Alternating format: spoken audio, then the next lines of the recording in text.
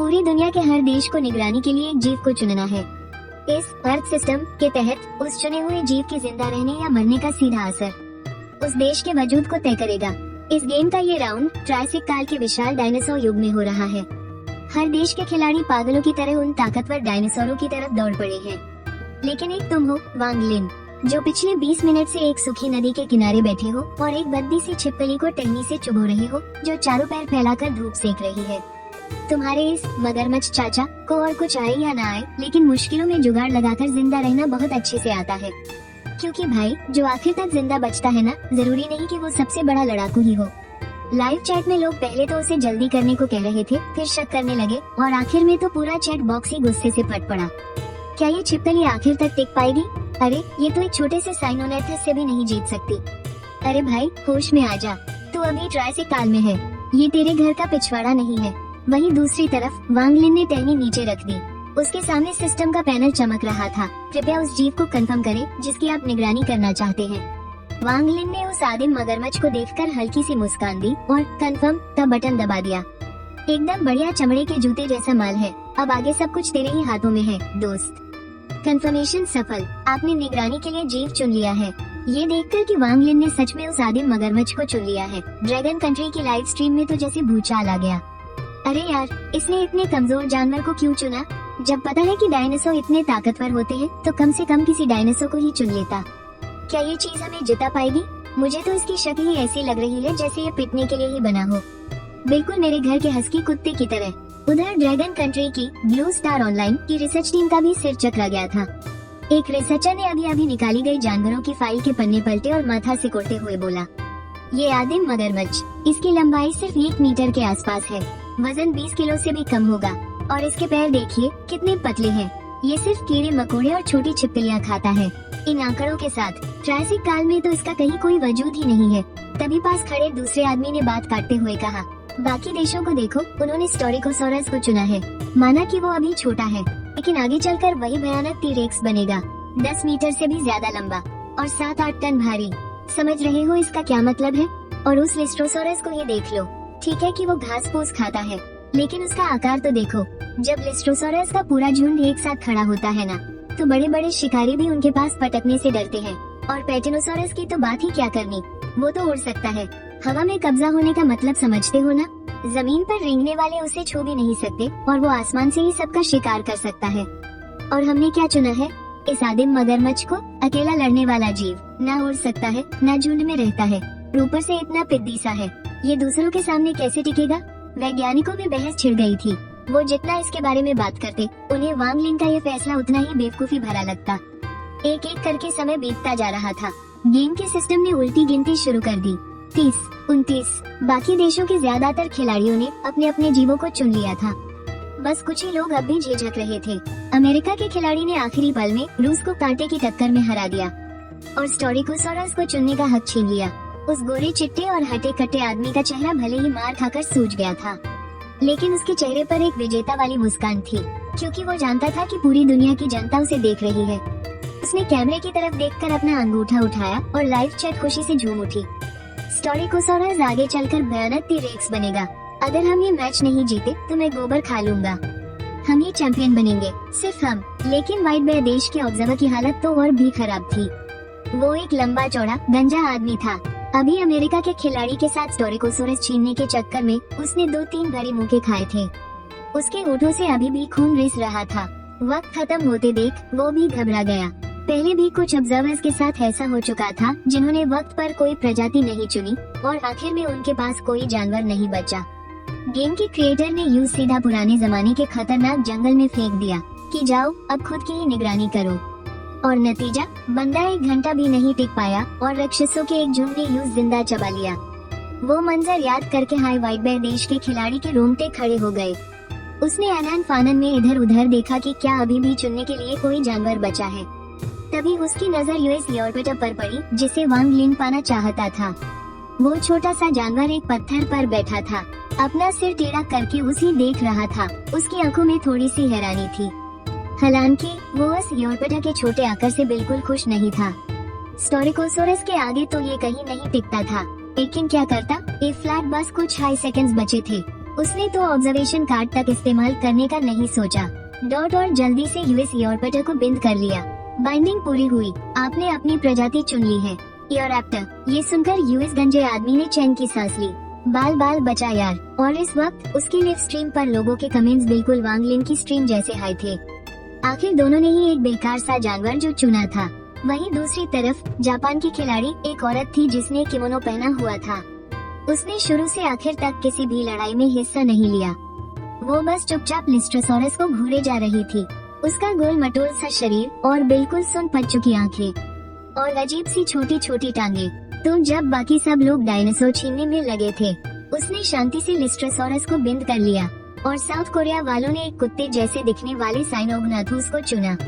ये लगभग 1 मीटर लंबा जानवर था जिसकी टांगे लंबी थी, पूंछ पतली और लंबी थी, बिल्कुल किसी बिना बाल वाले कुत्ते की तरह लग रहा था। ब्रिटेन ने पेटिनोसोरस को चुना। उनका खिलाड़ी एक पतला लंबा चश्मिश लड़का था। दिखने में बड़ा शरीफ लगता था, पर जानवर छीनने में उसने कोई कसर नहीं छोड़ी।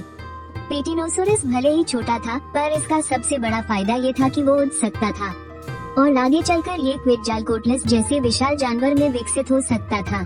ब्रिटेन की जनता अपने खिलाड़ी के इस फैसले से बहुत खुश थी। इंडिया ने एरिथ्रोसुकस को चुना। ये लगभग 3 मीटर लंबा शुरुआती दौर का मगरमच्छ जैसा जीव था। यह वांग लिन के प्रोटोशूचूस से दुगना बड़ा था। जब इंडियन खिलाड़ी ने इसे चुना तो उसने खास तौर पर वांग लिन की तरफ देखा। उसकी आंखों में घमंड और मजाक था। क्या पिद्दी सा जानवर चुना है, ही। और इसी के साथ सभी ऑब्जर्वर्स ने अपने अपने जानवर चुन लिए थे। गेम बनाने वाले की आवाज फिर से गूंजी। सभी ऑब्जर्वर्स ने अपनी प्रजाति चुन ली है। ब्लू स्टार ऑनलाइन गेम अब शुरू होता है। इस राउंड का समय होगा 2 सीढ़ियां। अब सबको शुभकामनाएं। वहीं दूसरी तरफ चीन की रिसर्च टीम के मीटिंग रूम में सन्नाटा छाया हुआ था। स्क्रीन का मंजर बिल्कुल नहीं बदला था। वांग लिन अभी भी वहां बैठा एक लकड़ी से अपने प्रोटोशूचूस का पेट बुदबुदा रहा था। 1 बार, 2 बार, 3 बार। आखिरकार इस छोटे जानवर को गुस्सा आ गया और उसने मुंह खोल कर लकड़ी को दांतों से पकड़ लिया। जैसे हाई वांग लिन ने लकड़ी ऊपर खींची, उस छोटे से जानवर की चारों लंबी टांगे हवा में झूलने लगी। उसकी पूंछ हवा में इधर उधर फड़फड़ा रही थी। बिल्कुल ऐसा लग रहा था जैसे किसी ने बंसी से टांगों वाली मछली पकड़ ली हो। अरे भाई, ये बंदा यहाँ कुत्ते के साथ खेल रहा है क्या? इसको जरा सी भी टेंशन क्यों नहीं हो रही है? इसे देखकर तो मेरी ही जान निकली जा रही है। रुको रुको, देखो, इंडियन खिलाड़ी ने भी तो एक छिपकली ही चुनी है। कहीं ऐसा तो नहीं कि इस गेम को जीतने का राज छिपकली ही हो? अरे खाक राज है वो, और ये सेम थोड़ी ना है। उसने जो छिपकली चुनी है ना, वो इसके जानवर को टॉफी की तरह चबा जाएगी। लाइव चैट में लोग भीड़ गए थे, बवाल मच गया था। वहीं कुछ लोग दूसरे देशों के खिलाड़ियों का विश्लेषण करने लगे थे। थोड़ी सी तसल्ली पाने की कोशिश में कुछ लोगों ने तो अगली प्राकृतिक आपदा के लिए सामान जुटाना भी शुरू कर दिया है। जैसे ही ब्लू स्टार ऑनलाइन गेम आधिकारिक तौर पर शुरू हुआ, सारी स्क्रीन और कमेंट्स एक साथ मिल गए। अब हर कोई न सिर्फ अपने देश के लोगों से बात कर सकता है, बल्कि दूसरे देशों के कमेंट्स भी देख सकता है। दूसरे देशों के सारे कमेंट्स ट्रांसलेट हो रहे हैं और साथ ही दूसरे देशों के खिलाड़ियों का फर्स्ट पर्सन लाइव स्ट्रीम भी देखा जा सकता है। अब तो असली मजा आएगा। हा, जल्दी से ड्रैगन देश के खिलाड़ी की लाइव स्ट्रीम में जाकर देखो। उसने ये क्या अजीब सी चीज चुन ली है। छिपकली जैसी चीजें तो हमारे आज के जमाने में भी है, और वो आज के जमाने में छिपकलियों से नहीं खेल रहा, बल्कि ट्राइसिक युग में जाकर उनसे मजाक कर रहा है। मुझे तो हंसी आ रही है। हा। ड्रैगन देश का तो इस बार पत्ता ही कट गया। देखते ही देखते दुनिया भर के दर्शकों के कमेंट्स बाढ़ की तरह आने लगे। क्या करें, एक खास सुपर पावर देश की उकसाने वाली हरकतों की वजह से दुनिया के बहुत से देश ड्रैगन देश से नफरत करते हैं। हालांकि ड्रैगन देश के दर्शक वांग लिन की बेवकूफी पर गुस्सा तो थे, लेकिन फिर भी वांग लिन उनका अपना ही बंदा है और ये उनके घर का मामला है। ऐसे में वो दूसरे देशों को कैसे ताने मारने दे सकते हैं? तुरंत ही बहुत से ड्रैगन देश के दर्शकों ने पागलों की तरह दूसरे देशों को खरी खोटी सुनाना शुरू कर दिया। अगर बात किसी और चीज की होती तो शायद ड्रैगन देश के दर्शक इतने आगे न आते, लेकिन अगर बात इंटरनेट पर ट्रोलिंग करने की हो तो भला हमसे बेहतर कौन हो सकता है? तुम सुंदर देश वालों को किस बात का घमंड है? तुम्हारा स्टारेकोसोरस चाहे कितना भी शानदार हो, है तो वो डायनासोर का बाप ही। तुम्हें क्या लगता है इसे चुन लिया तो तुम जीत जाओगे? देख लेना, आसमान से सीधा उल्कापिंड गिरेगा और तुम्हें कुचल कर रख देगा। और तुम जॉन देश वाले, हवा में उड़ना कोई बड़ी बात है क्या? तुम्हारा वो पेटिनोसोरस एक मुर्गी से भी नीची उड़ान भरता है और तुम इसे हवाई कब्जा कहते हो? एकदम बकवास। और वो आसान देश का एरिथ्रोसोरस, क्या सिर्फ बड़ा होने से जीत मिल जाएगी?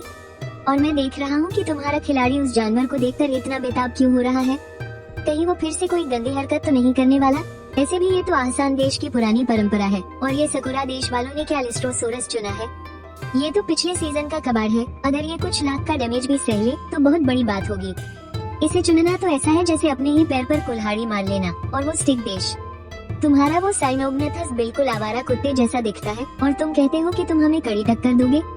पहले जाकर उसे नहला तो लो। ड्रैगन देश के दर्शकों की गालियों से बाकी देशों के लोग बुरी तरह बौखला गए। कुछ का तो मन कर रहा था कि इन ड्रैगन देश वालों को सीधा ब्लॉक कर दे। कुछ लोगों ने तो यहाँ तक मांग कर दी कि उनकी नेशनल रिसर्च टीम को पहले इस ड्रैगन देश की छिपकली को ही मार गिराना चाहिए। ये ड्रैगन देश के लोग कितने घमंडी हैं। सबसे कमजोर जानवर चुना है, फिर भी इनकी जबान कैंची की तरह चल रही है। हाँ, बिल्कुल सही कहा। इन्हें तो मजा चखाना ही पड़ेगा।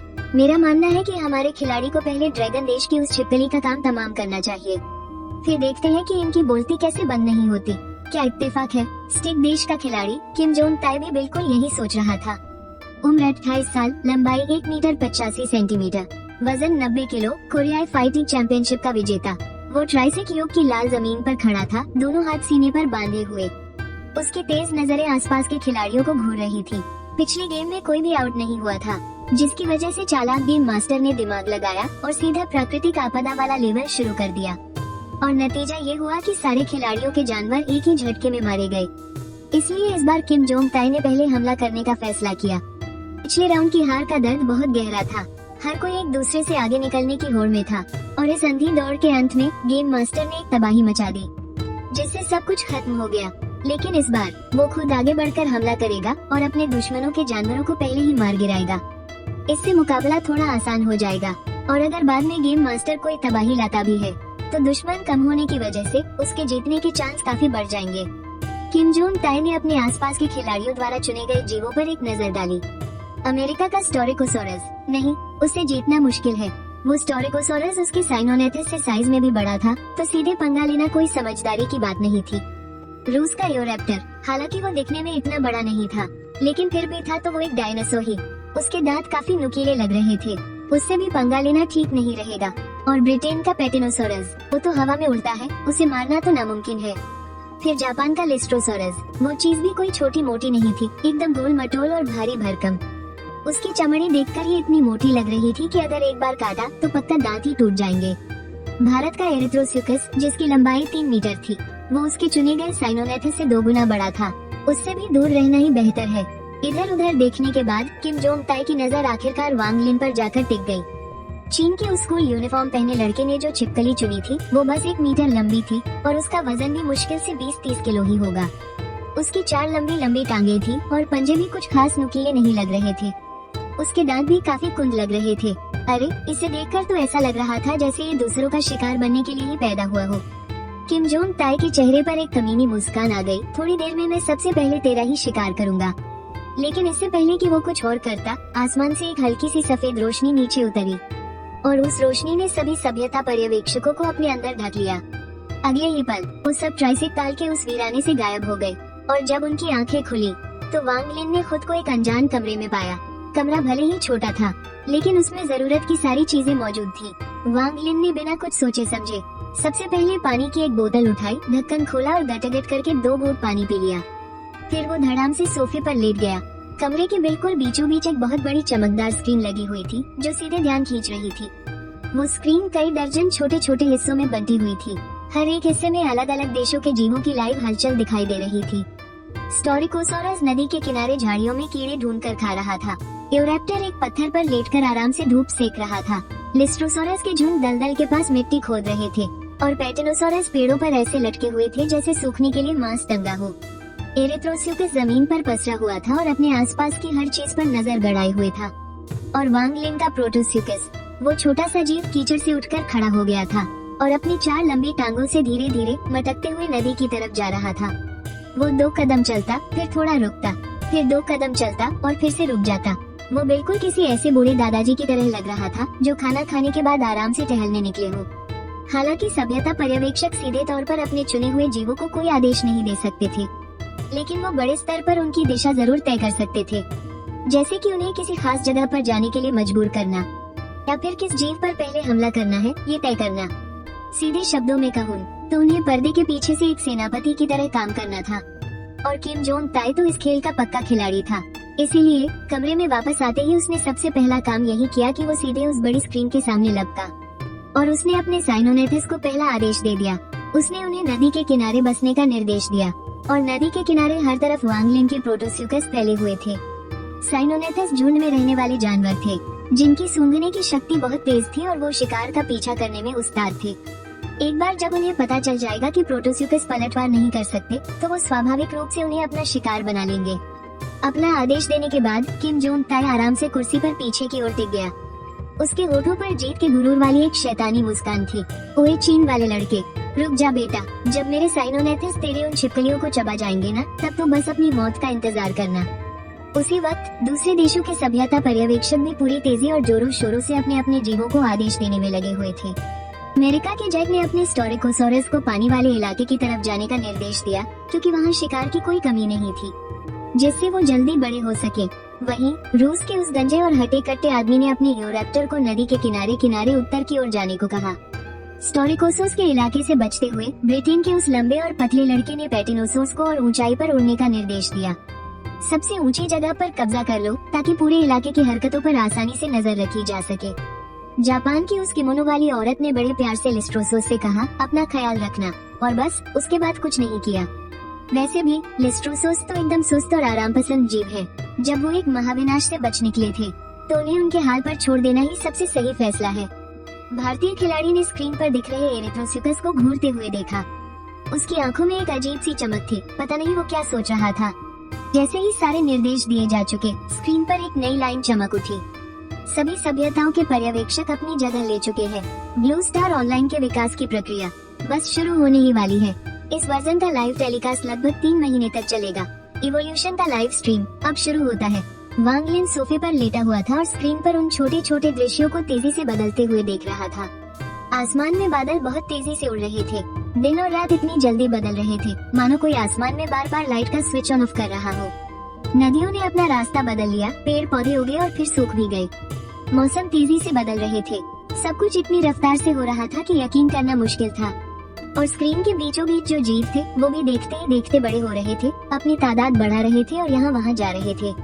वर्चुअल स्पेस की यही तो खासियत है, यहाँ असली दुनिया के समय का कोई असर नहीं होता। इस पूरे वर्जन की टाइमलाइन को बस कुछ ही महीनों में समेट दिया गया था। किसी डॉक्यूमेंट्री की तरह इसमें से फालतू की चीजें हटा दी गई थी और सिर्फ सबसे अहम पल ही दिखाए जा रहे थे। किम जोंग ताई के कंट्रोल में साइनोनेथिस के एक छोटे से झुंड ने आगे बढ़ना शुरू कर दिया। 30 से भी ज्यादा साइनोनेथिस एक कतार में चल रहे थे। एकदम किसी सदी हुई छोटी फौज की तरह वो उस लाल रेगिस्तान को पार कर रहे थे और नदी के सूखे हुए हिस्से की तरफ बढ़ रहे थे। उनके शरीर लंबे थे और पैर बेहद मजबूत। जब वो दौड़ते तो धूल का गुबार उड़ जाता। झुंड के आगे सबसे बड़े आकार का एक नर साइनोनेथिस चल रहा था, जिसकी लंबाई लगभग 1.5 मीटर थी और ऊंचाई आधा मीटर के करीब। वो खड़ा हुआ बिल्कुल किसी छोटी डोबरमैन कुत्ते जैसा लग रहा था। उसका मुंह लंबा और नुकीला था, जिसके अंदर तेज धार वाले दांतों की 2 कतारें थी, जो छोटे रेंगने वाले जीवों का मांस फाड़ने के लिए ही बने थे। नदी के आसपास का वो इलाका असल में वांगलिन के प्रोटेरोस्यूकस का था।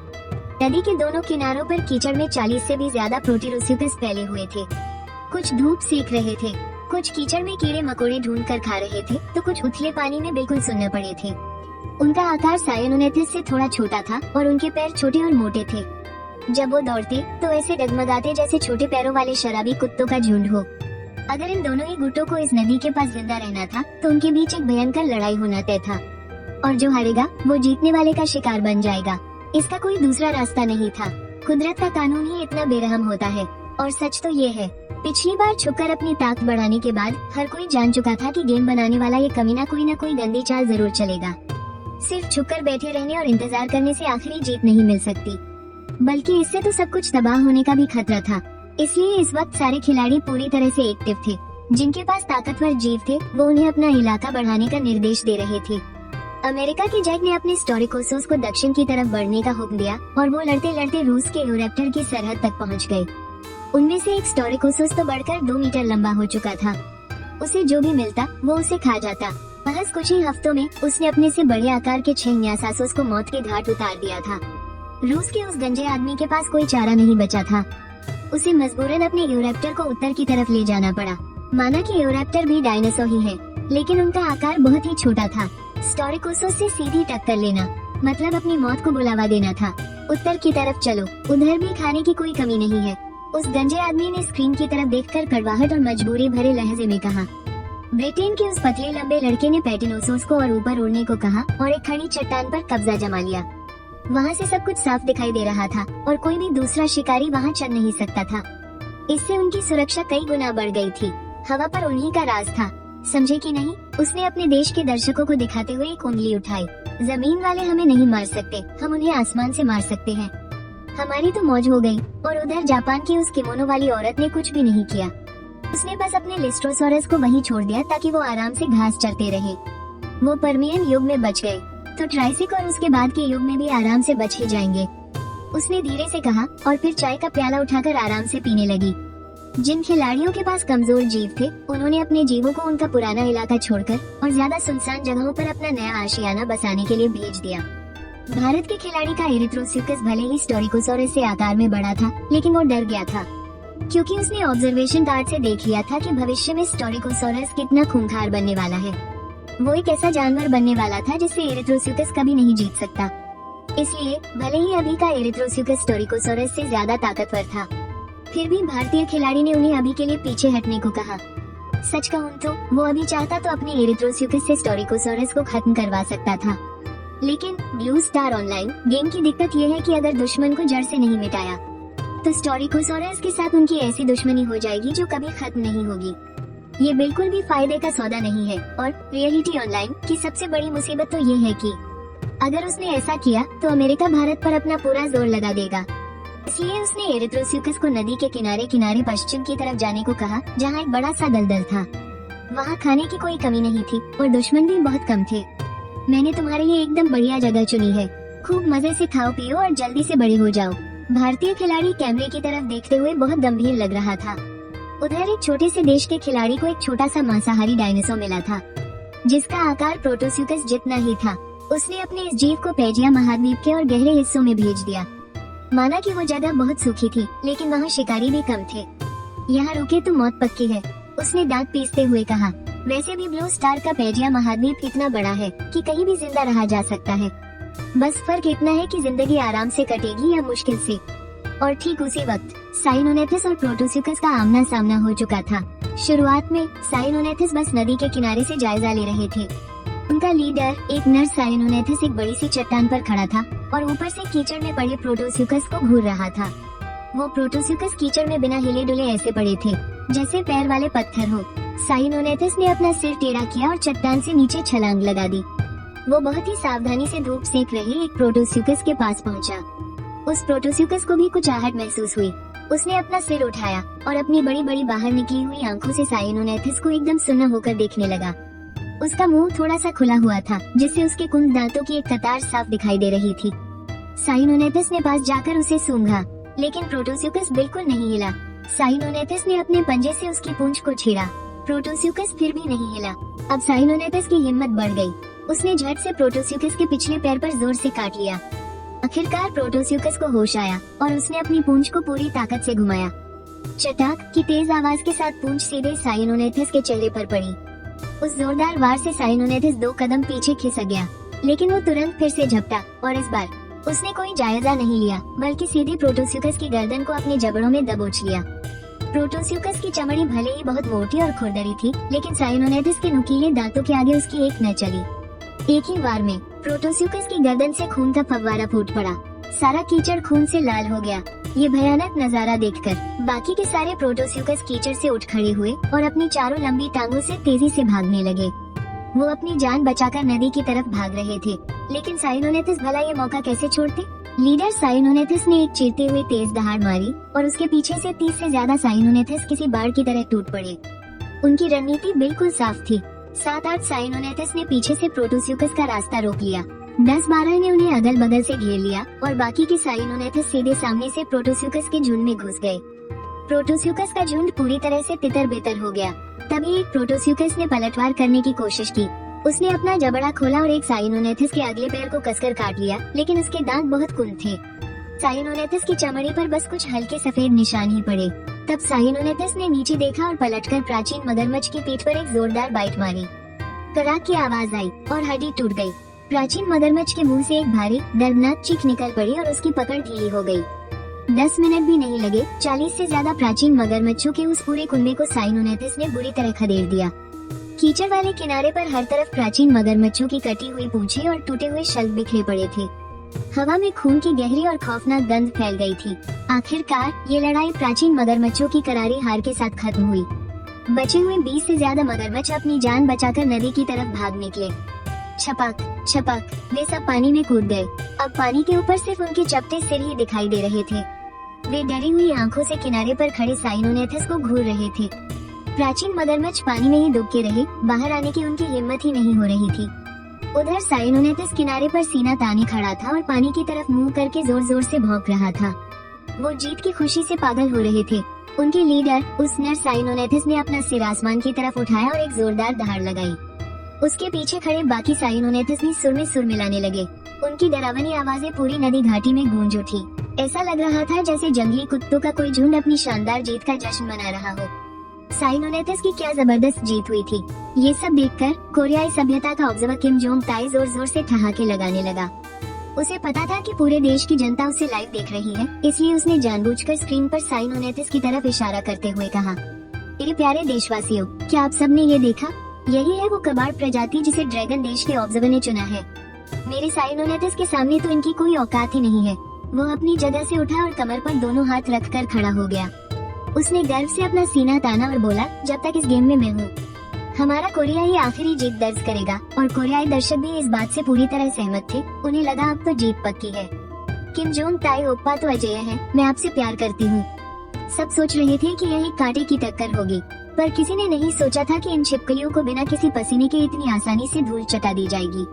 ड्रैगन देश ने क्या रद्दी प्रजाति चुनी है। अभी थोड़ी देर पहले तो ड्रैगन देश के दर्शक बहुत उड़ रहे थे, गालियाँ दे रहे थे ना। अब क्या हुआ? अब उनकी बोलती क्यों बंद हो गई? चलो दांव लगाते हैं, दांव लगाओ। मेरी शर्त है कि ड्रैगन देश सबसे पहले बाहर होगा। और कोरियाई खिलाड़ी के इतने नखरे देखकर वहाँ के दर्शक और भी ज्यादा घमंडी हो गए। इधर ड्रैगन देश के दर्शक मन ही मन बहुत कुछ कहना चाहते थे, लेकिन जब उन्होंने उन बेचारी और डरी हुई प्राचीन मगरमच्छों को पानी में छुपते हुए देखा जिन्हें साइनोनेटिस ने बुरी तरह पीटा था, तो आखिरकार उन्होंने चुप रहना ही बेहतर समझा। साइनोनेटिस ने बस एक बाइट ली और प्राचीन मगरमच्छ का पैर टूट गया। वहीं हमारे वाले ने जब उसे काटा तो उसकी चमड़ी तक नहीं छिल पाई। ऐसे में कोई कैसे लड़ सकता है यार? जरा इन प्राचीन मगरमच्छों की मासूम आंखों को तो देखो, बिल्कुल हमारे उस पालतू कुत्ते ब्रूस की तरह लग रहे हैं जिसे किसी ने डांट दिया हो। अरे यार, मुझे नहीं देखना अब, मेरा तो दिमाग खराब हो रहा है। अरे रुको, हमारे ज्यादा प्राचीन मगरमच्छ मरे नहीं है क्या? क्या उन्हें सिर्फ पानी में खदेड़ दिया गया है? पर यार, अगर जिंदा भी है तो क्या फायदा? पानी में वो भला कितनी देर तक जिंदा रह पाएंगे? वहाँ खाने को भी तो कुछ नहीं है। हाँ, बिल्कुल सही कहा, आज नहीं तो कल वो भूखे ही मर जाएंगे। पर किसी ने यह नहीं सोचा था कि हमारा वांग लिन आराम से अपने सोफे पर पसरा हुआ था। उसके हाथ में स्नैक्स का एक पैकेट था और वो मजे से कुछ चबा रहा था। उसकी नजरें स्क्रीन पर मौजूद उन प्राचीन मगरमच्छों पर गड़ी थी और उसके होठों पर एक हल्की सी चालाक मुस्कान तैर रही थी। अगर कोई कहता कि वांग लिन को इस हार से कोई फर्क नहीं पड़ा तो वो पक्का झूठ बोल रहा होता। असल में वो तो खुशी से पागल हो रहा था। पहले प्राचीन मगरमच्छों को सिर्फ अंधेरे और नमी वाली जगहें पसंद थी। उन्हें पानी के अंदर अपना घर बनाने के लिए अभी एवोल्यूशन में लाखों साल लगने वाले थे। लेकिन किसी ने सपने में भी नहीं सोचा था कि उस कोरियाई ऑब्जर्वर की इस बेवकूफी की वजह से ये प्राचीन मगरमच्छ लाखों साल पहले ही पानी में उतर गए। बस इसी पल से वो जमीन पर रेंगने वाले प्राचीन मगरमच्छ सीधे पानी और जमीन दोनों पर रहने वाले खूंखार जीव बन गए। उन्होंने अपना पॉप अप शुरू कर दिया है। आओ, अब अपने मगरमच्छ चाचा को काट कर दिखाओ। अरे नहीं, चाचा नहीं, अपने प्राचीन मगरमच्छ दादा को। तुमने अपने दादा को काटा तो वो सीधे पानी में चले गए। हाँ, अब पानी उनका नया इलाका है। तुम लोग अब कैसे काटोगे? चैट वाले वांग लिन के चेहरे के भाव नहीं समझ पा रहे थे। हमारे आदि मगरमच्छ पिट रहे हैं और वो हंस रहा है। क्या गुस्से से इसका दिमाग खराब हो गया है? नहीं, ऐसा नहीं है। इसका चेहरा देखो, क्या ये वैसा नहीं लग रहा जैसे गेम खेलते समय तुम जानबूझकर मरने का नाटक करते हो, लेकिन असल में अपना अल्टीमेट अटैक तैयार कर रहे होते हो? मरने का नाटक करके अल्टीमेट अटैक, वो तो बस नूब लोगों का काम है। छोड़ो, मुझे तुमसे बात ही नहीं करनी। उधर रिसर्च टीम के मीटिंग रूम में माहौल अभी भी तनावपूर्ण था। एक युवा रिसर्चर स्क्रीन पर पानी में डूबे उन आदि मगरमच्छों को घूर रहा था। अचानक उसके मुंह से एक आवाज निकली। क्या हुआ? पास खड़े आदमी ने पूछा। युवा रिसर्चर ने स्क्रीन की तरफ इशारा किया। वो आदि मगरमच्छ पानी में काफी मजे में लग रहे हैं। सब लोग पास जाकर देखने लगे। स्क्रीन पर 20 से ज्यादा आदि मगरमच्छ नदी के पानी में डूबे हुए थे। बस उनके चपटे सिर और उभरी हुई आंखें बाहर दिख रही थी। उनका शरीर पूरी तरह पानी के अंदर था। पानी के नीचे उनके 4 लंबे पैर धीरे धीरे तैर रहे थे और पूंछ दाएं बाएं हिल रही थी, जिससे उनका शरीर बैलेंस में था। एक आदि मगरमच्छ तो एकदम पानी के तल तक चला गया। उसने अपने पंजों से नदी के तल की कीचड़ हटाई और उसमें से एक उंगली के बराबर प्राचीन मछली ढूंढ निकाली और उसे एक ही बार में निगल गया। एक आदमी ने हैरानी से कहा। वांग लिन ऐसा लग रहा था जैसे मगरमच्छों का विकास देख रहा हो, लेकिन असल में उसका ध्यान काफी देर से कहीं और था। खैर, वक्त आने पर सब कुछ खुद ही साबित हो जाएगा।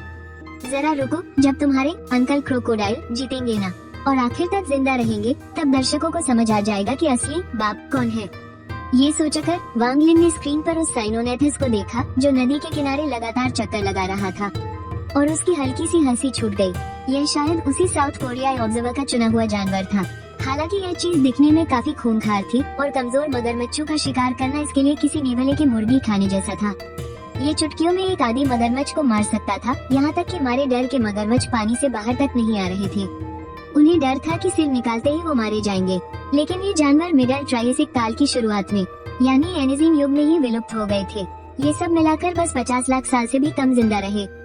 हालांकि 50 लाख साल सुनने में बहुत लंबा समय लगता है, लेकिन सिर्फ ट्रायसिक काल ही 5 करोड़ साल से ज्यादा का था। ये साइनोनेथिस तो उसका 10वां हिस्सा भी नहीं टेक पाए। जरा रुको, जब डायनासोर अपना आकार बढ़ाना शुरू करेंगे ना, जब उनकी ताकत बढ़ेगी, तब इन रेंगने वाले जानवरों को समझ आएगा कि जानवरों की दुनिया का असली बाप कौन है। प्रकृति का सबसे बेजोड़ अजूबा, एक बेरहम कातिल, एक खूंखार शिकारी और ऐसे ही 108 और नाम। लेकिन ये सब बातें जाकर अपने उन अंकल क्रोकोडाइल को बताओ जो करोड़ों साल से जिंदा है, लेकिन आज भी उन्हें बस एक ही पैतरा आता है, डेथ रोल। इसीलिए वांग लिन को जरा भी घबराहट नहीं हो रही थी, बल्कि वो तो रात के खाने में अपने नूडल्स के साथ 2 फ्राई अंडे और रोस्टेड मीट खाना चाहता था। बस इतना ही कहा जा सकता है कि सबकी स्थिति अलग थी। वो बाकी ऑब्जर्वर भी अपने जानवरों को दूसरी जगह जाने के लिए मजबूर कर रहे थे। सच कहूँ तो जानवरों को दूसरी जगह भेजना कोई अच्छी आदत नहीं है। आखिरकार माहौल सब कुछ बदल देता है। जैसे कहते हैं ना, एक ही पौधा अलग मिट्टी में अलग फल देता है। तो बस यही कह सकते हैं कि यहाँ कुछ भी मुमकिन है। जिंदगी अपना रास्ता खुद ढूंढ लेती है, ये बात एकदम सच है। लेकिन अगर माहौल की वजह से तुम्हारा टी-रेक्स बदलकर एक कमजोर मुर्गा बन जाए, तो क्या तुम्हें लगता है कि वो ऑब्जर्वर इससे खुश होंगे? इसीलिए वांग लिन ने हालात के हिसाब से चलने का फैसला किया था। उसने स्क्रीन पर बाकी देशों के जानवरों पर एक नजर डाली। अमेरिका के स्टोरिकोसॉरस ने अपना इलाका बढ़ाना शुरू कर दिया था। वो छोटे जीव नदी किनारे की झाड़ियों से होते हुए दक्षिण की तरफ बढ़ रहे थे।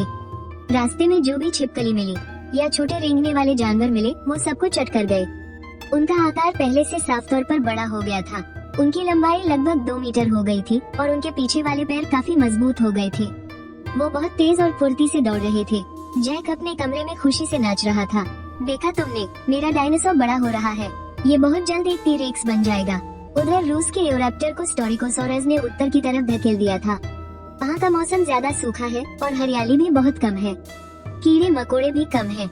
एओरैप्टर के आकार में कोई खास बदलाव नहीं आया है, बल्कि खाने की कमी की वजह से वो पहले से भी ज्यादा कमजोर लग रहे हैं। एक गंजा आदमी सोफे पर बैठा है, दोनों हाथ सीने पर बांधे हुए। उसका चेहरा गुस्से से लाल है। कोई बात नहीं, उसने कैमरे की तरफ देखकर कहा, बस जिंदा रहना जरूरी है। थोड़े पतले हो गए तो क्या? जॉन के पैटिनोसॉरस ने तो चट्टानों पर कब्जा कर लिया है। वो अब पहले से काफी सुरक्षित है, लेकिन एक नई मुसीबत आ गई है। चट्टानें इतनी ऊंची है कि वो नीचे ही नहीं उतर पा रहे। नीचे नहीं उतरेंगे तो खाना कैसे मिलेगा? कुछ पैटिनोसॉरस तो भूख से इतने बेहाल हैं कि पंख भी नहीं फड़फड़ा पा रहे। पेड़ों पर वो सूखे हुए मीट के टुकड़ों की तरह लटके हैं। एक लंबा पतला आदमी घबराहट में अपना सिर खुजला रहा है। अरे नीचे उतरो, तुम लोग नीचे क्यों नहीं उतरते? नीचे नहीं जाओगे तो खाओगे क्या?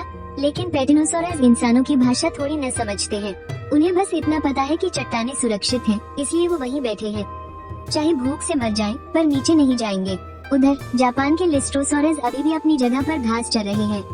कुछ नहीं बदला है, कुछ भी नहीं हुआ। किमोनो पहने एक औरत चाय पीते हुए स्क्रीन पर उन गोल मटोल लिस्ट्रोसॉरस को देख रही है। उसके होठों पर एक प्यारी सी मुस्कान है। बहुत बढ़िया, बस ऐसे ही रहना, हिलना मत। वहीं भारत के एरिथ्रोस्यूकस नदी के किनारे किनारे पश्चिम की ओर जा रहे हैं। उन्हें एक दलदल मिल गया है जहाँ खाने की कोई कमी नहीं है। वहाँ दुश्मन भी कम है। एरिथ्रोस्यूकस का आकार पहले से थोड़ा बड़ा हो गया है। उनकी लंबाई लगभग 3.5 मीटर हो गई है और वो धीरे धीरे आज के मगरमच्छों जैसे दिखने लगे हैं। भारतीय खिलाड़ी ने कैमरे की तरफ थम्स अप करते हुए कहा, बिल्कुल सही जा रहे हैं। लेकिन वांग लिन के प्रोटोस्यूकस, वो अभी भी पानी में ही डूबे हुए हैं। 20 से ज्यादा प्रोटोस्यूकस एक कतार में खड़े हैं। उनके सिर्फ चपटे सिर और उभरी हुई आंखें दिख रही हैं, बिल्कुल पानी पर तैरती हुई आंखों वाली लकड़ियों की तरह। साइनोनेथस किनारे पर इधर उधर टहल रहे हैं और बीच बीच में नदी की तरफ देखकर गुर्रा रहे हैं, पर पानी में उतरने की उनकी हिम्मत नहीं हो रही। जून के लीडर नर साइनोनेथस ने अपना आगे वाला पंजा पानी में डालने की कोशिश की और तुरंत पीछे खींच लिया। उसने फिर से पंजा डाला और फिर पीछे हटा लिया। उसे पानी से डर लगता है। सभी साइनोनेथस पानी से डरते हैं। किम जोंग ताई अपने कमरे में गुस्से से पैर पटक रहा है। अरे पानी में उतरो ना, शिकार तुम्हारे सामने पानी में है। नीचे नहीं जाओगे तो उन्हें खाओगे कैसे? लेकिन साइनोनेथस पानी में नहीं उतरे। वो बस किनारे पर खड़े रहकर पानी में मौजूद प्रोटोस्यूकस पर भौंक रहे हैं। चीखते चीखते उनका गला बैठ गया है। वहीं प्रोटोस्यूकस मजे से पानी में डूबे हैं, बिना हिले डुले, जैसे कह रहे हो तुम भौंकते रहो, हम तो नहाते रहेंगे। अब लाइव कमेंट्स का रुख बदलने लगा है। जरा रुको, साइनोनेथस को तो शायद तैरना नहीं आता, तो फिर वो प्रोटोस्यूकस को कैसे खाएंगे? अभी थोड़ी देर पहले एक प्रोटोस्यूकस ने पानी के अंदर से मछली पकड़कर नहीं खाई थी क्या? इसका मतलब प्रोटोस्यूकस को पानी से डर नहीं लगता? शायद उन्हें पानी बहुत पसंद है। तो क्या वांग लिन ने जानबूझकर अपने प्रोटोस्यूकस को शुरू से ही पानी में उतारा था? कोरियाई दर्शक भड़क उठे। इसमें कौन सी बड़ी बात है? बस पानी में छुप कर बैठे हैं, बाहर आने की हिम्मत नहीं है। डरपोक कछुआ बनना तो सबको आता है। हाँ बिल्कुल, आज बच गए तो क्या रोज बच जाएंगे? हिम्मत है तो जिंदगी भर पानी से बाहर मत आना। जिस दिन साइनोनेथस ने तैरना सीख लिया ना, फिर देखते हैं तुम कहाँ छुपते हो। किम जोंग ताई एकटक स्क्रीन को घूर रहा है। उसका चेहरा गुस्से से तमतमा गया था। उसे लगा था कि साइनोनेथस उन प्रोटोसूचस को कच्चा चबा जाएंगे, लेकिन जैसे ही प्रोटोसूचस ने पानी में डुबकी लगाई, साइनोनेथस कुछ नहीं कर पाए। लानत है, एक नंबर के निकम्मे। साइनोनेथस को तैरना नहीं आता, ये तो उनके जीन में ही लिखा है। वैसे इसे बदला जा सकता था, लेकिन इसके लिए एक बेहद कीमती इंटरफेरेंस कार्ड को बर्बाद नहीं किया जा सकता था। सिर्फ साइनोनेथस को तैरना सिखाने के लिए जिन जिंगताई ने एक गहरी सांस ली और खुद को शांत करने की कोशिश की। कोई बात नहीं, उन्हें कभी न कभी तो किनारे पर आना ही होगा। अगर नहीं आएंगे तो आखिर कब तक जिंदा रहेंगे? लेकिन वो ये नहीं जानता था कि प्रोटोसूचस पानी के अंदर बहुत लंबे समय तक जिंदा रह सकते हैं, बहुत ही लंबे समय तक। वांग लिन ने स्क्रीन पर किनारे खड़े उन बेचैन साइनोनेथस को देखा और एक और चिप्स अपने मुंह में डाल लिया। वो धीरे से बड़बड़ाया, जब तक तुम सबकी प्रजाति खत्म होगी न, तुम्हारे मगरमच्छ दादा तब भी जिंदा मौज उड़ा रहे होंगे। वहीं दूसरी तरफ एक और इलाके में प्रोटोसूचस के एक और जून का सामना भारतीय सभ्यता के ऑब्जर्वर से जुड़े एरिथ्रोसूचस से हो गया। इसका अंजाम तो साफ ही था। 1 मीटर लंबे प्रोटोसूचस 3 मीटर से ज्यादा लंबे एरिथ्रोसूचस के सामने ये बाप बेटे की लड़ाई नहीं, बल्कि दादा और पोते के बीच की लड़ाई जैसी लग रही थी। क्या कहा? एक जवान पोते के लिए कमजोर दादा को पीटना तो बहुत आसान होना चाहिए, लेकिन क्या हो अगर तुम्हारा दादा माइक टायसन निकले? तभी तो कहते हैं दादा के 3 मुक्कों ने पोते की रूह कंपा दी और वो हाथ जोड़कर बोला, दादाजी मैं तो आपका प्यारा पोता हूँ। बिल्कुल वैसी ही हालत अभी इन दोनों मगरमच्छों के पूर्वजों की लड़ाई में थी। हालांकि दोनों ही आर्कोसॉर्फॉर्मेस प्रजाति के थे, यानी दूर दूर तक एक दूसरे के रिश्तेदार लगते थे। लेकिन जब बात लड़ाई पर आए तो एक अकेला एरिथ्रोसूचस बिना हाफे 3 से 5 प्रोटोसूचस को धूल चटा सकता था। नदी के किनारे कीचड़ वाले मैदान में 20 से ज्यादा एरिथ्रोसूचस एक कतार में खड़े थे। वो मांस की एक खौफनाक दीवार की तरह लग रहे थे। उनका शरीर प्रोटोसूचस से 3 गुना बड़ा था। उनके मुंह लंबे और चौड़े थे, जिनमें कीलों जैसी पैनी दांतों की 2 कतारें थी। उनकी चमड़ी खुरदरी और मोटी थी और उनकी पीठ की परतें तो हड्डियों जैसी मजबूत होने लगी थी। छूने पर वो किसी प्राकृतिक कवच जैसी लगती थी। उनका सरगना लगभग 4 मीटर लंबा एक नर एरिथ्रोसूचस था। वो कीचड़ में लेटा हुआ था और जैसे ही उसने अपनी पूंछ को हल्का सा झटका दिया, कीचड़ हवा में उछल पड़ा। उनके सामने प्रोटोसूचस का झुंड था, जिसमें 50 से ज्यादा मगरमच्छ थे। उनकी तादाद एरिथ्रोसूचस से 2 गुनी से भी ज्यादा थी। लेकिन जब ताप में जमीन आसमान का फर्क हो तो ये तादाद रत्ती भर भी काम नहीं आती। एरिथ्रोसूचस के झुंड के हमले का तरीका एकदम सीधा था, बस आगे बढ़ते जाओ। उस नर लीडर ने अपना विशाल जबड़ा खोला और कच से एक प्रोटोसूचस के पिछले पैर को जकड़ लिया। प्रोटोसूचस दर्द से तड़पते हुए अपनी पूंछ पटकने लगा, लेकिन एरिथ्रोसूचस की पकड़ इतनी मजबूत थी कि उसके दांत सीधे उसकी हड्डियों में धंस गए थे। एरिथ्रोसूचस ने जोर से अपना सिर झटका और वो प्रोटोसूचस हवा में 3-4 मीटर दूर जाकर गिरा। वो इतनी जोर से जमीन पर पटका गया कि काफी देर तक उठ ही नहीं पाया। ये देखकर बाकी एरिथ्रोसूचस भी शिकारियों की तरह उन पर टूट पड़े। एक एरिथ्रोसूचस ने प्रोटोसूचस की गर्दन दबोची तो दूसरे ने उसकी पूंछ पकड़ ली। दोनों एरिथ्रोसूचस ने उसे एक साथ विपरीत दिशा में खींचा। प्रोटोसूचस का शरीर रबर की तरह तन गया। उसकी एक खौफनाक चीख गूंजी और फिर हड्डियां टूटने की आवाज आई। प्रोटोसूचस का शरीर चीरकर 2 टुकड़ों में बंट चुका था। बाकी बचे हुए प्रोटोसूचस ये खौफनाक नजारा देखकर बुरी तरह सहम गए। उन्होंने अपने चारों पैरों को पूरी ताकत से दौड़ाया और जान बचाने के लिए नदी की तरफ भागने लगे। एरिथ्रोसूचस उनके पीछे पड़े थे। हालांकि उनकी रफ्तार बहुत तेज नहीं थी, लेकिन उनके कदम बहुत बड़े थे। एक एरिथ्रोसूचस ने महज 2-3 कदम बढ़ाकर ही एक प्रोटोसूचस को धर दबोचा। उसने एक पैर से उसकी पूंछ को कुचला और अगले ही पल झुककर उसके सिर को अपने जबड़े से चकनाचूर कर दिया। 50 से ज्यादा प्रोटोसूचस का झुंड उन लगभग 20 एरिथ्रोसूचस के आगे बेबस होकर घुटने टेक चुका था। कीचड़ में हर तरफ आदि मगरमच्छों की टूटी पूंछें और बिखरे हुए शल्क पड़े थे और हवा में खून की भयानक बदबू फैली हुई थी। जो आदि मगरमच्छ सबसे ज्यादा घायल थे वो कीचड़ में पड़े तड़प रहे थे, हिल भी नहीं पा रहे थे और बड़ी ही बेचारगी से किनारे पर खड़े राक्षसी मगरमच्छों को देख रहे थे। उनकी आंखों में ऐसी बेबसी थी, बिल्कुल उन बच्चों जैसे जिन्हें पीट पीट कर रुला दिया गया हो। वे पानी के अंदर बुरी तरह कांप रहे थे। डर के मारे उनकी जोर से सांस लेने की भी हिम्मत नहीं हो रही थी। उन्हें डर था कि कहीं वो राक्षसी मगरमच्छ भी छलांग लगाकर पानी में न आ जाए। वैसे पानी के अंदर तो ये अब भी अपराजय थे। जमीन सच में बहुत खतरनाक है बाबा। इनके लिए तो पानी के अंदर दुबक कर रहना ही सबसे सही है। भारतीय ऑब्जर्वर ने भी ये नजारा देख लिया था और ये देखते ही वो जोर जोर से ठहाके लगाकर हंसने लगा। उसके ताने भी बिल्कुल कोरियाई ऑब्जर्वर जैसे ही थे। अरे रे रे, क्या यही वो जीव है जिसे ड्रैगन देश के ऑब्जर्वर ने चुना है? मुझे तो लगा था कि दोनों ही विशाल छिपकलियां हैं और मैंने इस प्रजाति को एक असली टक्कर देने वाला दुश्मन मान लिया था। लेकिन ये तो एक झटके में ही ढेर हो गए। उसने जानबूझकर विशाल शब्द पर बहुत जोर दिया। उसकी आवाज में कूट कूट कर मजाक भरा हुआ था। इतना कहने के बाद उसने जानबूझकर वांग लिन की लाइव स्ट्रीम खोली। वो देखना चाहता था कि ये ड्रैगन देश का लड़का क्या कर रहा है, लेकिन वांग लिन को तो रत्ती भर भी परवाह नहीं थी। वो तो अपनी ही धुन में चिप्स के एक पैकेट के साथ कुश्ती लड़ रहा था। ये देखकर भारतीय खिलाड़ी का मुंह चिढ़ के मारे टेढ़ा हो गया। उसने गुस्से से अपनी नाक से कोड़ी हम और फिर से अपने देश के कैमरे के सामने डींगे हाँकने लगा। भारतीय खिलाड़ी के इन तीखे तानों को सुनकर ड्रैगन देश के दर्शक, जो शर्म के मारे पहले ही चुप बैठे थे, अब और भी गहरे सन्नाटे में डूब गए। इसे ही तो कहते हैं कि उल्टी हवा में तीर नहीं चलाना चाहिए। तुम जितना चाहो गालियाँ दे लो, हम तो एकदम खामोश रहेंगे, लेकिन बस एक बार कोई मौका हाथ लगने दो, फिर ड्रैगन देश के ये दर्शक इन विदेशियों को बता देंगे कि असली देसी गालियाँ क्या होती हैं। दूसरी तरफ भारतीय दर्शकों ने भी अपना मजाक उड़ाना शुरू कर दिया। अरे भाई, तुम गलत कह रहे हो। ये क्या बात हुई कि दोनों विशाल छिपकलियां हैं? हमारे राक्षसी मगरमच्छ तो इन बेचारे आदि मगरमच्छों के बाप लग रहे हैं। बाप? तो क्या घुमा फिराकर इसका मतलब ये हुआ कि हम भी ड्रैगन देश के बाप बन गए? हाँ, वैसे मानना पड़ेगा, उन्होंने जिस प्रजाति को चुना है उसमें भी एक अलग ही जलवा है।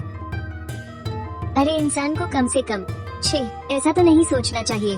खैर, क्या हम लोग अपने असली मुद्दे से नहीं भटक रहे हैं? क्या हमें ड्रैगन देश को और रोस्ट नहीं करना चाहिए, हर तरफ से आ रहे इन जहरीले तानों का सामना करते हुए?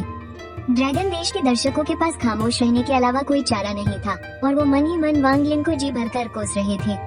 अगर वो जिंदा बचकर वापस आ गया ना, तो इससे सिर्फ एक ही बात साबित होगी, वो ये कि वांग लिन जीत गया। और अगर ऐसा हुआ तो वो हमारे ड्रैगन देश का सबसे बड़ा हीरो बन जाएगा। और भला अपने देश के इतने बड़े हीरो को कोई कैसे कोस सकता है? सभ्यता के ऑब्जर्वरों के सामने तो मैं हमेशा 2 अलग अलग तरह की बातें बोल सकता हूँ। क्या तुम कह रहे हो कि हम दोगले हैं? अरे वाह, बधाइयाँ, एकदम सही जवाब। खैर, भले ही हमारे आदि मगरमच्छ एक बार फिर बुरी तरह हार गए, लेकिन वांग लिन को पहले से ही इसका अंदाजा था, क्योंकि सच कहूँ तो मगरमच्छों के ये शुरुआती पूर्वज सच में बहुत बड़े वाले लूज़र थे।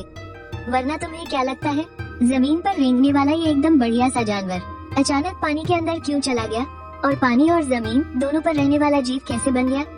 सीधा सा कारण है, क्योंकि जमीन पर इनकी दाल नहीं गल रही थी, इसीलिए तो अपनी जान बचाने के लिए इन्हें पानी में भागना पड़ा। लेकिन तुम्हारे ये मगरमच्छ चाचा इतने बड़े निकम्मे थे ना, कि करोड़ों सालों के विकास में ये और कुछ नहीं सीख पाए सिवाय एक पैतरे के छुप कर बैठे रहना अपने शिकार को मारने के लिए। ये पानी की सतह पर बिना हिले डुले पूरे कई दिनों तक पड़े रह सकते हैं। तुम्हें क्या लगता है उन्हें ऐसा करना पसंद है? अरे नहीं भाई, मजबूरी में करना पड़ता है और कोई चारा ही नहीं था। अगर वो बाघों की तरह सामने से हमला कर पाते और जंगल के खूंखार राजा बन सकते, तो भला कौन छुपकर घात लगाना चाहेगा, और ऊपर से इसमें शिकार मिलने के चांस भी बहुत कम होते हैं। इसीलिए वांग लिन बिल्कुल नहीं घबरा रहा था। मार खाना कौन सी बड़ी बात है, जब तक इन आदि मगरमच्छों की पूरी प्रजाति खत्म नहीं हो जाती। वो तो अपनी जगह से हिलने तक में आलस कर रहा था। क्यों न मैं यही सोच लूं कि आज रात डिनर में क्या खाना है। उसने अपनी आंखें बंद की और पूरी श्रद्धा से प्रार्थना करने लगा। ओह गेम के महान बनाने वाले देवता, जरा मेरी तरफ देखिए। घर से दूर आया हुआ एक बेचारा, एकदम अकेला 18 साल का एक मासूम सा लड़का, जिसका पूरी दुनिया मजाक उड़ा रही है। मेरी बस एक ही तमन्ना है कि मुझे ये हो का एक फैमिली बकेट मिल जाए, वो भी बर्फ वाली कोला के साथ। प्लीज भगवान। उसने अभी ये कहा ही था कि अचानक एक जानी पहचानी खुशबू उसकी नाक से टकराई। वांग लिन ने नीचे देखा तो मेज पर हवा से अचानक एक बड़ा सा लाल बकेट प्रकट हो गया था और उसके ठीक बगल में एक कोला का गिलास रखा था। गिलास के बाहर पानी की छोटी छोटी बूंदें चमक रही थी, एकदम बर्फ वाली कोला। वांग लिन मुस्कुरा उठा। भाई मान गए, ये कमीना गेम डिजाइनर तो काफी इंसानियत वाला निकला। डिजाइनर बाबू, आप सच में बहुत भले इंसान हो। वांग लिन ने अपने दोनों हाथ जोड़े, हवा में ही हाथ जोड़कर उसे प्रणाम किया और फिर फैमिली बकेट का ढक्कन फाड़कर खोल दिया। सामने कुनकुन के पूर्वजों को पागलों की तरह लड़ते हुए देखना और साथ में उसी कुनकुन का मांस खाना, आहा, इससे खूबसूरत पल और क्या ही होगा। टी-रेक्स चाहे कितना भी ताकतवर क्यों न हो, तो क्या उसकी आने वाली पीढ़ियां तो इंसानों के फैमिली बकेट का ही हिस्सा बन गई ना। इसलिए तो कहते हैं इंसान ही सबसे ज्यादा ताकतवर है। और रही बात बाकी प्रजातियों की, तो उनसे बस इतना ही कहूँगा कि हमसे दूर ही रहो। बस इस जमाने में वो युआन शिन गेम नहीं है, वरना वांग लिन ने तो अपना सब कुछ उसी पर लुटा दिया होता। चाहे कोई भी कीमत क्यों न चुकानी पड़े, वो युआन शिन पर ही दांव लगाता। वांग लिन ने चिकन लेग चबाते हुए उस चमकते हुए पर्दे पर नजर डाली, जो अब 2 हिस्सों में बन चुका था। एक तरफ किनारे पर भौंकने वाले साइनोग्नेथिस और एरिथ्रोस्यूकस थे। साइनोग्नेथिस अभी भी नदी के किनारे बेचैनी से इधर उधर टहल रहे थे और बीच बीच में पानी के अंदर मौजूद प्रोटोस्यूकस पर गुर्रा रहे थे, लेकिन उनकी पानी में उतरने की हिम्मत बिल्कुल नहीं हो रही थी। उनके झुंड के सरदार उस नर साइनोग्नेथिस ने अब तक 7 बार कोशिश कर ली थी, पर हर बार जैसे ही उसके अगले पंजे पानी को छूते, वो डरकर पीछे हट जाता। वो मारे खुजलाहट के किनारे पर ही गोल गोल घूम रहा था। वहीं दूसरी तरफ एरिथ्रोस्यूकस इन साइनोग्नेथिस से थोड़ी ज्यादा हिम्मत वाले निकले। कुछ ने तो अपने शरीर को पानी में थोड़ा अंदर डालने की कोशिश भी की, लेकिन पानी बहुत गहरा था, इसलिए वे बस किनारे पर ही पानी में भीगते रहे और गहरे पानी में जाने की उनकी भी हिम्मत नहीं हुई। एक एरिथ्रोस्यूकस ने अपना सिर पानी में डुबाने की कोशिश की, पर उसका नतीजा ये हुआ कि पानी उसके गले में चला गया। वो पागलों की तरह अपना सिर झटकने लगा और पूरा का पूरा पानी से भीग गया। उधर प्रोटोस्यूकस आराम से नदी के बीचों बीच पानी में डूबे हुए थे, किनारे से बिल्कुल दूर। 20 से भी ज्यादा प्रोटोस्यूकस एक लाइन में तैर रहे थे और पानी के ऊपर सिर्फ उनके चपटे सिर और बाहर निकली हुई आंखें ही दिखाई दे रही थी। वो एकदम ऐसे लग रहे थे जैसे नदी में आंखों वाली लकड़ियों की एक कतार तैर रही हो। तुम भौंकते रहो, मैं तो पानी में ही मजे करूंगा। वांग लिन ने अपने फ्राइड चिकन का एक और बड़ा सा बाइट लिया और मुंह भरा होने की वजह से बुदबुदाते हुए बोला, बिल्कुल सही, ऐसे ही करते रहो। अपने प्रोटोस्यूकस दादा पर ऐसे ही भौंकते रहो। लेकिन अब तुम्हारे पास ज्यादा वक्त नहीं बचा है। और रही बात इंडिया के खिलाड़ी द्वारा चुने गए उस एरिथ्रोस्यूकस की, माना कि इनकी किस्मत कोरिया के खिलाड़ी द्वारा चुने गए साइनोग्नेथिस से थोड़ी बेहतर है, लेकिन फिर भी ये सिर्फ शुरुआती ट्रायसिक काल से लेकर मध्य ट्रायसिक की शुरुआत तक ही जिंदा रह पाए। कुल मिलाकर ये 2 करोड़ साल भी नहीं जी पाए।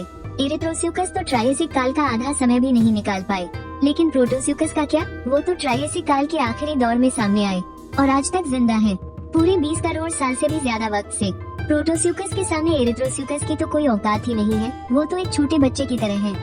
ज्यादा से ज्यादा उन्हें कोई दूर का चचेरा भाई कह लो, वो भी ऐसा जो किसी शो में 2 एपिसोड भी नहीं टिक पाता। अपने मगरमच्छ चाचा के परदादा यानी प्रोटोस्यूकस के सामने उनकी औकात सड़क के किसी कुत्ते से ज्यादा नहीं है। इसलिए मुझे तो कोई घंटा फर्क नहीं पड़ता।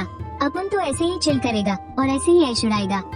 और दूसरी तरफ लाइव चैट में पानी के अंदर छुपकर बैठे उन प्रोटोस्यूकस को देखकर ड्रैगन देश के दर्शकों की हालत, अरे यार अब तो हम गए से बदलकर, अरे ये तो काफी सही है, मैं बदल चुकी थी।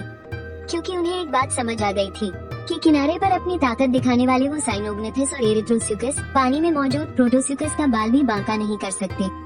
और तो और वो प्रोटोस्यूकस पानी के अंदर बड़े मजे से अपनी जिंदगी जी रहे हैं। न सिर्फ वो वहाँ आराम से रह सकते हैं, बल्कि पानी के अंदर ही अपने लिए खाना भी ढूंढ सकते हैं। और इसका सीधा सा मतलब ये है कि प्रोटोस्यूकस को जमीन पर आने की कोई जरूरत ही नहीं है। हमेशा पानी में रहना और किनारे पर न आना, क्या ये भी एक तरह से अजय होना नहीं है? इस वक्त कोरियाई सभ्यता का पर्यवेक्षक किम जोंग ताई अभी भी चमकती हुई स्क्रीन को घूर रहा था। दांत पीसते हुए गुर्राया, सबके सब नकारा है। एकदम नकारा। भारत का खिलाड़ी भी गालियां दे रहा था। उसका एरिथ्रोसुकस साइनोनेथिस से ज्यादा ताकतवर तो था, लेकिन उसके सामने भी वही दिक्कत थी। एरिथ्रोसुकस को भी तैरना नहीं आता था। बिल्कुल सही, एरिथ्रोसुकस भले ही मगरमच्छ की प्रजाति का माना जाता हो, लेकिन उसे तैरना नहीं आता। वो बस साइनोनेथिस के मुकाबले पानी के आसपास के माहौल में खुद को बेहतर ढाल सकते हैं। पर अगर बात पानी में उतरकर शिकार का पीछा करने की हो, तो उनकी भी हिम्मत जवाब दे जाती है। पानी बहुत गहरा है और उसके नीचे क्या छिपा है ये उन्हें नहीं पता। क्या पता कोई और भी बड़ा शिकारी घात लगाए बैठा हो, या फिर वो डूब ही जाए तो। इसलिए एरिथ्रोसुकस ने भी वही किया। वो बस किनारे पर बैठकर प्रोटोसुकस के खुद बाहर आने का इंतजार करने लगा। लेकिन क्या प्रोटोसुकस किनारे पर आएगा? जरा सोचिए, कौन सा जानवर अपने जानी दुश्मन को सामने देखकर खुद चलकर उसके पास जाएगा? कोई पक्का बेवकूफ ही ऐसा करेगा। ऐसे बेवकूफ तो कब के विलुप्त हो चुके हैं। हाँ, तुम्हारी बात और है। वांग लिन ने फ्राइड चिकन का आखिरी टुकड़ा अपने मुंह में ठूसा और चमकती स्क्रीन पर किनारे खड़े उन बेचैन साइनोनेथिस और एरिथ्रोसुकस को देखने लगा। उसके चेहरे पर एक हल्की सी मुस्कान तैर गई। आराम से इंतजार करते रहो, अब तुम्हारा ये मगरमच्छ दादा तुम्हें दिखाएगा कि गेम की सबसे तगड़ी चाल किसे कहते हैं। स्क्रीन पर प्रोटोसुकस अभी भी मजे से पानी में गोते लगा रहे थे। एक छोटे से प्रोटोसुकस ने पानी से अपना सिर बाहर निकाला। उसके जबड़े में एक मछली फड़फड़ा रही थी।